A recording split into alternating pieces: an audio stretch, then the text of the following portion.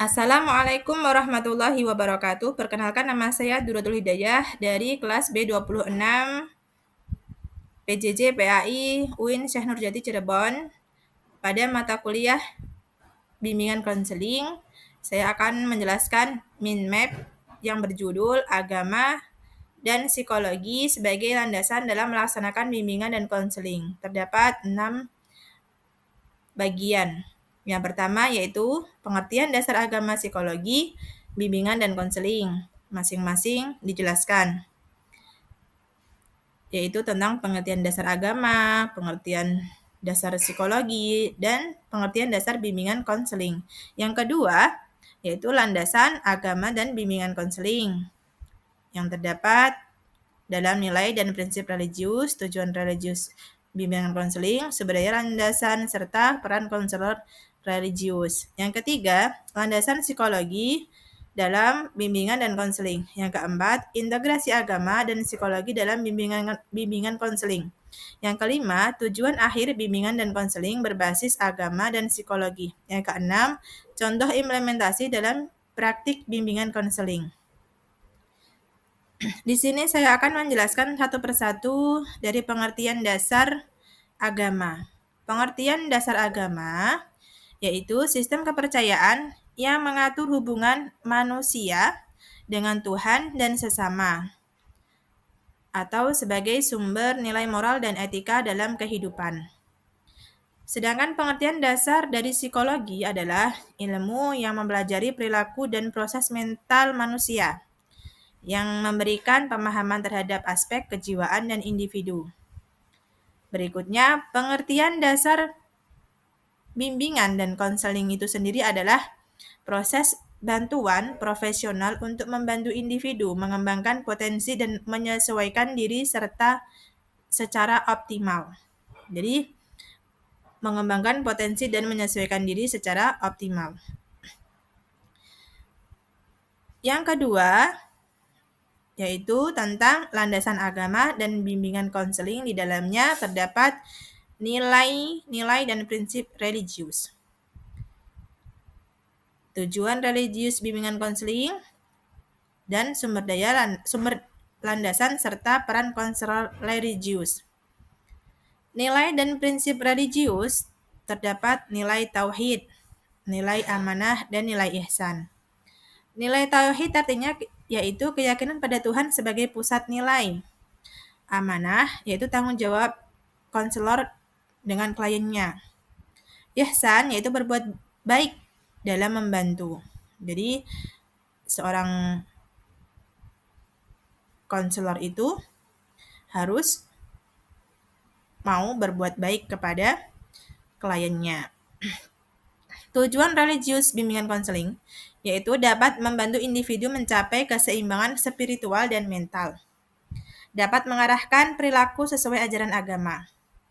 Sumber landasannya yaitu terdapat pada kitab suci Al-Quran, hadis, dan kitab agama lain sesuai keyakinan individu masing-masing. Ajaran para ulama atau tokoh spiritual, etika dan norma keagamaan.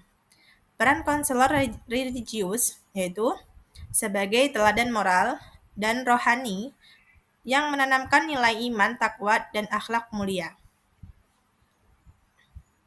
Berikutnya, yang ketiga yaitu landasan psikologi dalam bimbingan dan konseling. Terdapat pada aspek psikologi individu, kemudian teori-teori relevan, dan tujuan psikologi BK. Aspek psikologi individu yaitu terdapat pada aspek kognitif dan aspek afektif serta aspek psikomotor.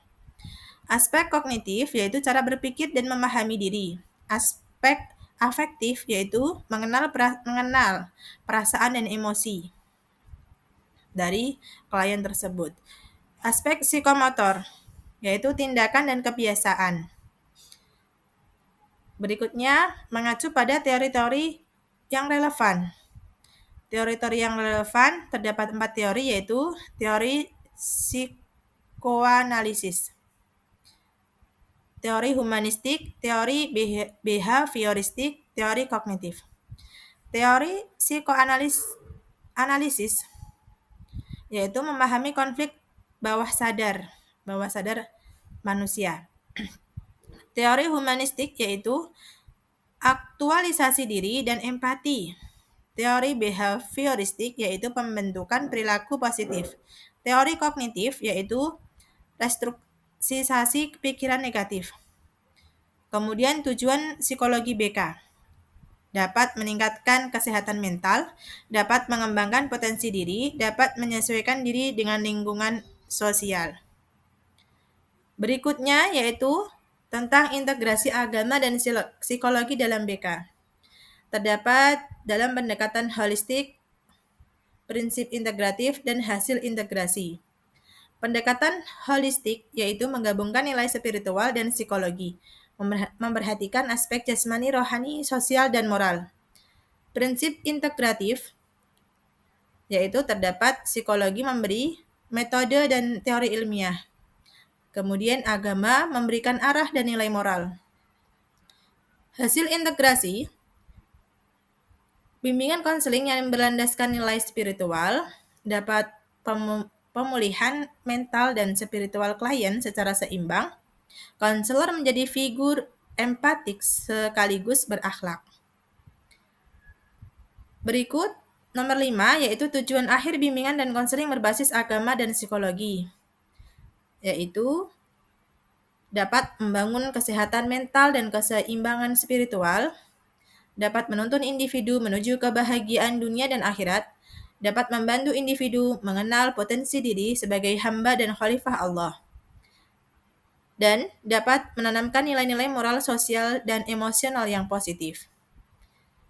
Yang terakhir yaitu contoh dari implementasi dalam praktik bimbingan konseling itu sendiri adalah konseling Islami. Contohnya konselor menggunakan ayat-ayat Al-Quran untuk motivasi dan refleksi diri kepada kliennya.